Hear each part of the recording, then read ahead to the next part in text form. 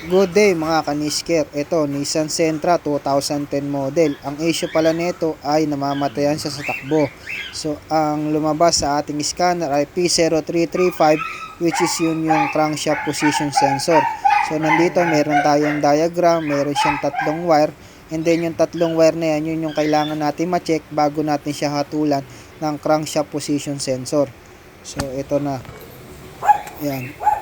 Una, kailangan yung tanggalin yung connector ng crankshaft position sensor. Yan, tulad niyang hinawakan ko. Yan po yung connector. So, meron tatlong pin yan, negative, positive, at supply. So, ayan yung connector ng crankshaft sensor. So, una muna natin gagawin dyan, kukuhanan muna natin siya ng negative. Kailangan meron siyang negative. Ayan. So, pag nahugot nyan, dito sa pinakadulo, ayan, sa kanan, yan yung negative nya. So, continuity test yan doon sa ground. So, mayroon tatlong terminal yan negative, positive, saka signal. Yung signal, yun yung papunta na sa ECU. And then, yung positive, yun yung galing sa fuse. Ayan. So, ito. Check natin ngayon sa kung meron siyang continuity. So ito, tumutunog, nagbabaser, ibig sabihin may continuity yung ating ground ng crankshaft sensor. So okay tayo dun sa ground. Ayan. So next natin is yung supply naman, 12 volts. Yun ang kailangan natin ma-check. So ito naman yung supply. Ayan, may nakuha tayong 12 volts. So, kailangan dito naka-on yung susi para masuplayan siya ng 12 volts yung crankshaft sensor. So, ayan. Meron tayong nakukuhang supply papunta dun sa crankshaft sensor. Ayan, sa connector niya.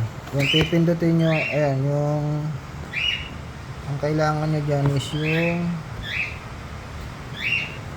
sundutin sa positive, yung pinakadulo. Medyo malabo. Ayan. Yung pinakadulo na yan, yan yung supply. Kung makikita nyo yan.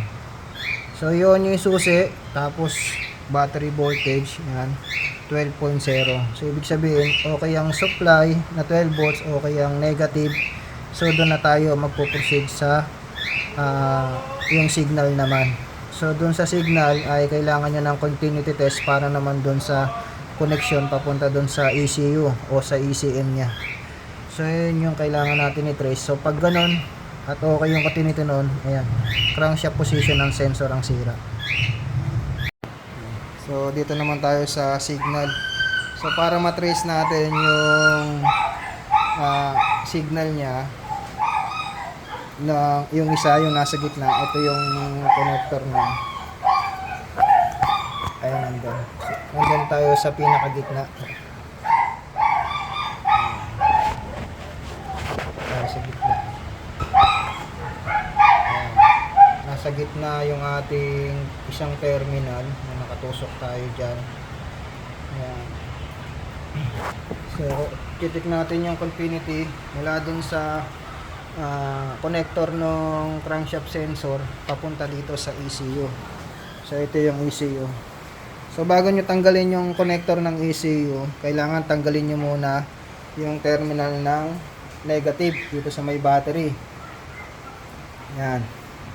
So, kailangan tanggal yan bago kayo mag-disconnect ng ECU para walang mag-shorted na sa ECU nya.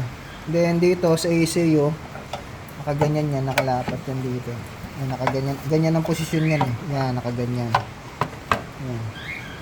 Tapos itong box na to, may takip yan dito, nakaganyan. So, ngayon ang location nito nandito sa loob nito. So, tatanggalin nyo lang yung mga bolt. Ayan, may mga bolt dyan. Tapos tatanggalin nyo lang yung mga bolt ng cover. Ma-access nyo na tong computer box. Ngayon, dito kapag itong computer box ay declip lang naman to. Ayan. I-release nyo lang yan. Ngayon, pag natanggal nyo na to, ang signal ng crankshaft sensor ay dito. Ayan. Tuturo ko sa inyo. So kapag naugot na siya ng ganyan ng posisyon, ayan, yung computer box nakataob ng ganyan, yung signal ng crankshaft sensor ay nandito. Ayan. Bilangin nyo, pang-apat. 1, 2, 3, 4. Ayan. So sa pang-apat na terminal, nandyan yung signal. Ayan, makikita nyo. Nagbabaser yung ating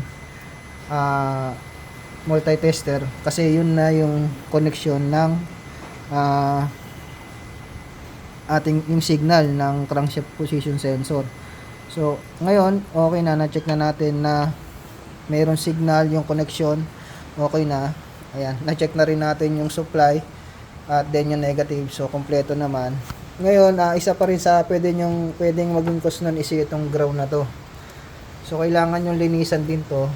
Ayan, kasi yung ground na to, dito kumukuha ng ground yung ECU. Yan, kailangan malinisan niya. So kapag okay na, may nakuha na kayong negative, positive, tapos yung signal, okay yung linya papunta dun sa crankshaft sensor. Yan, pwede nyo siyang i-judge na palitin na yung inyong crankshaft position sensor. So ayan.